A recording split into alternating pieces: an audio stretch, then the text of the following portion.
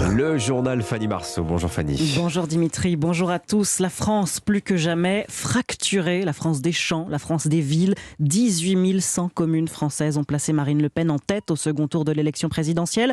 18 100 sur 35 000 communes, c'est un peu plus de la moitié. Et c'est à ces 13 millions d'électeurs qu'on s'intéresse ce matin sur Europe 1. Des Français qui ne se remettent pas de la victoire d'Emmanuel Macron. Pour eux, le chef de l'État n'apportera aucune solution aux difficultés du quotidien. Vous allez les entendre au micro de nos correspondants dans 3 régions de France. Première escale, le Grand Est, dans le village de Garbourg en Moselle, 500 habitants. La candidate du Rassemblement national est arrivée largement en tête, 7 points de plus qu'en 2017, portée, Mélina Fachin, par sa position sur l'âge de départ à la retraite. En votant pour Marine Le Pen, Adeline, mère célibataire de 2 enfants, n'avait qu'un objectif, faire barrage à Emmanuel Macron et notamment à sa réforme des retraites. On est déjà fatigué à une trentaine d'années quand on est seul avec des enfants et qu'on doit travailler, donc forcément on se dit dans quel état on va finir à 65 ans.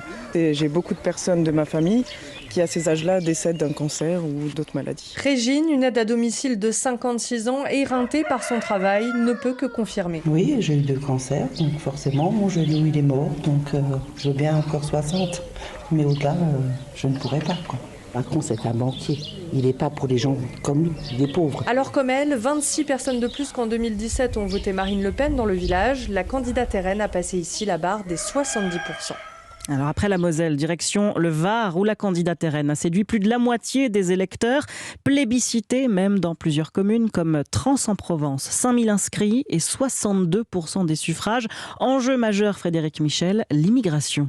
Après 40 ans passés dans l'armée, Jean-Jacques est aujourd'hui un jeune retraité. J'ai voté pour Marine Le Pen. Par rapport à toute l'immigration, quand on entend plein de Français qui ont travaillé pendant 40 ans et qu'ils ont à la retraite, ils n'ont même pas 1000 € pour vivre. Et de l'autre côté, on entend tous les jours des gens qui arrivent de l'étranger, ils ont le droit à ça, ils ont le droit à ça, ça c'est gratuit. Ils touchent beaucoup plus, même que ceux qui travaillent, qui sont au SMIC. Suzanne a aussi voté pour Marine Le Pen. Elle accompagne des enfants handicapés en milieu scolaire. Il y a des choses qui vont pas bien. Je fais du bénévolat pour les Restos du Cœur et c'est vrai que j'envoyais les familles avec 7 enfants et nous que 2. Non, c'est pas du racisme, c'est vraiment il y a trop d'avantages pour les gens qui viennent d'ailleurs et puis voilà quoi. À Trans-en-Provence, Marine Le Pen améliore son score de plus de 5 points comparé à 2017, soit environ 400 électeurs supplémentaires. Dernier arrêt dans ce dossier sur Europe 1, le Pas-de-Calais, la région de Marine Le Pen. Elle va d'ailleurs y briguer un nouveau mandat de députée.